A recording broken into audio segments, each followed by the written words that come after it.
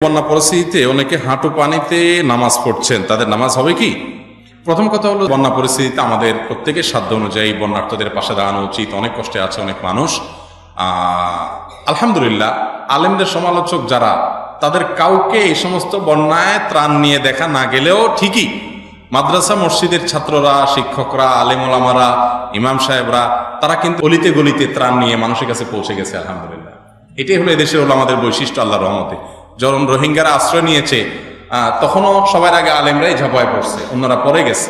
তো আলহামদুলিল্লাহ, আলেমরাই কাজ করছেন, এটা আমাদের সবারই করা উচিত। এর কথা হলো যদি পানি এরকম হয় যে ধরুন কারো ঘরে পানি উঠে গেছে, এখন নামাজ পড়ার মতো কোনো জায়গা নাই, চকি টকি সব পানির নিচে, বা পড়ার মতো সুযোগ নাই, তাহলে সেক্ষেত্রে পানিতে দাঁড়িয়ে আছেন, আশেপাশে কোথাও নামাজ পড়ার মতো পরিবেশ নাই, তো এদিকে ওয়াক্ত চলে যাচ্ছে, তাহলে কেবলামুখী হয়ে তিনি নামাজ দাঁড়াবেন, রুকু করবেন, সেজদাটা ওই যে ইশারা করে করবেন, কারণ জমিনে সেজদা করার তো সুযোগ নেই। যতটুকু তৌফিক হলো ততটুকু করবেন, দাঁড়ানোটা, রুকুটা ঠিক মতো করবেন, সেজদাটা আপনার রুকু থেকে আরেকটু ঝুঁকে বা পানির কাছাকাছি যতটুকু সম্ভব নিয়ে মাথাকে সেজদার নিয়ত করে সেজদা করবেন। আর বৈঠকের সুযোগ না থাকলে সেক্ষেত্রে বৈঠকের নিয়ত করে যতটুকু করা যায় ততটুকু করবেন, কিন্তু নামাজ পড়তে হবে, মাফ নাই।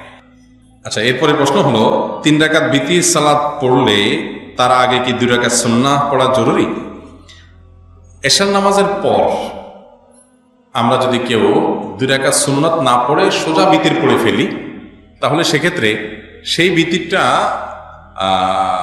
সরাসরি 3 রাকাত পড়ে ফেললে, মানে সুন্নত ছাড়া বিতির পড়লে বিতির হয়ে যাবে, এবং এতে কোনো বড় গুনাহ হবে না।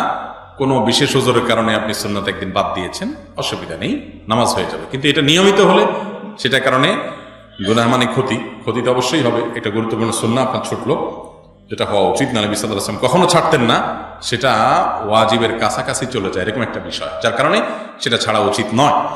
কিন্তু সাধারণত 1 রাকাত বিতিরের কায়েল বা প্রবক্তা যারা, তাদের মতেও বেশিরভাগ আমাদেরই মত হলো যে 1 রাকাত বিতির পড়তে হলে আপনি 2 রাকাত সুন্নাত পড়বেন, তারপর 1 রাকাত বিতির পড়বেন। যারা 1 রাকাতের কায়েল আছেন, হানাফি মাযহাব অনুযায়ী 1 রাকাত বিতির না, 3 রাকাত। তো যাই হোক, মূল বিষয় হলো যে 3 রাকাত বিতির যদি আপনি পড়েন, তার আগে যদি সুন্নাত না পড়েন, তাতে বিতির হয়ে যাবে।